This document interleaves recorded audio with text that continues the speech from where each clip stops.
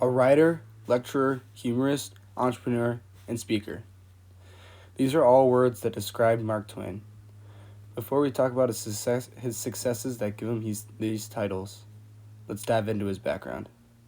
He was born in Florida, Missouri, in 1834 and later moved to Hannibal, Missouri. And his childhood gave him inspiration for his novels. He worked first for his brother's newspaper company and for other various jobs. His unique experiences allowed him to have inciting stories to write about. Twain was best seen for his famous novels including The Adventures of Tom Sawyer and The Adventures of Huckleberry Finn. These novels gave him the legendary nickname Father of American Literature. Sawyer, however, was much more than just a writer.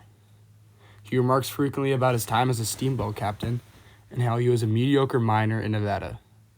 Many people may argue that because he eventually filed for bankruptcy, he didn't represent American success in a positive way.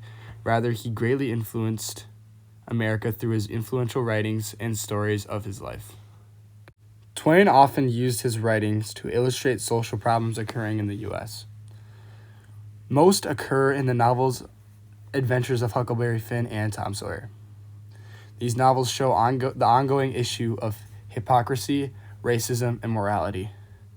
Even though Mark Twain wrote these books intended to be exciting and suspenseful, he was still able to bring these difficult cultural issues to light and further progress the U.S. He also praised the government for their successes, such as the democratic values compared to the tyrannical monarchy. The book that described it was A Connecticut Yankee in King Arthur's Court. This novel shows a Yankee brought back in time to England during the Dark Ages.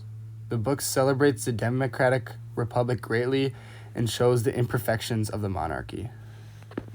Also, in arguably Twain's most notable novel, Adventures of Huckleberry Finn, it describes an illiterate teen who escapes from his father and meets up with a runaway slave named Jim.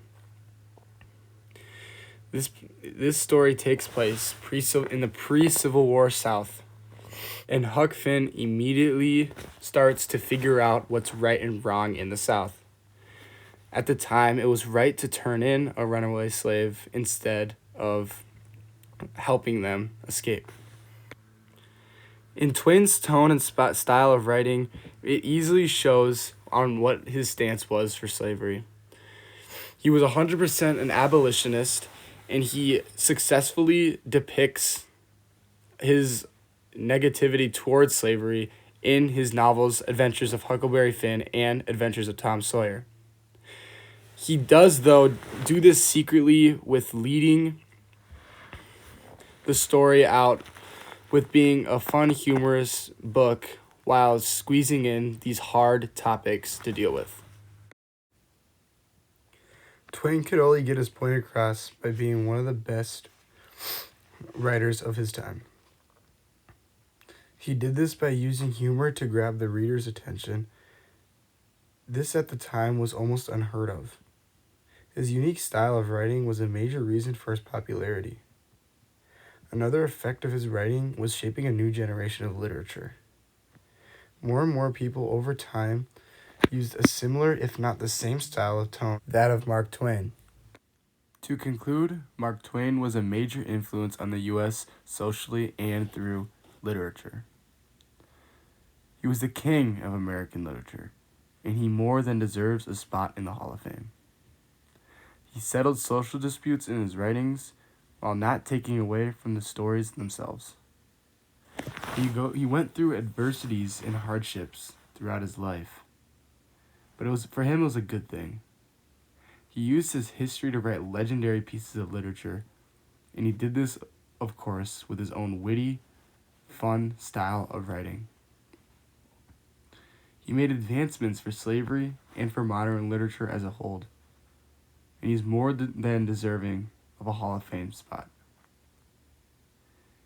He goes through life as if he was a common man, working various jobs as a miner, and a steamboat captain. He uses these normal events in his life to shape his stories in a fun, humorous way. And this is how he gains his popularity.